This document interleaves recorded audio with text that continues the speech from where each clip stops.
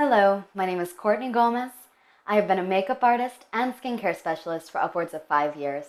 And in this video, we'll be discussing how to treat pimples and acne with tea tree oil. For this, you're going to need tea tree oil and a Q-tip. So because tea tree oil, and especially essential tea tree oil, is highly concentrated, you're going to want to dilute it with water.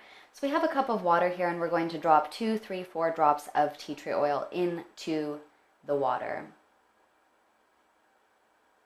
Watch carefully because it drips out faster than you may think.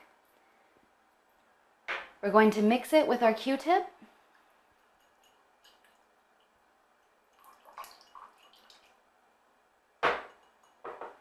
And then we're going to apply it as a spot treatment. So this is after you've cleansed, after you've toned, spot treatment.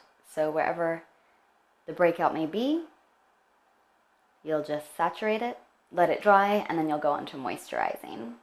You're going to want to dab lightly because, again, this area is going to be highly sensitive, which is why we are diluting the tea tree oil.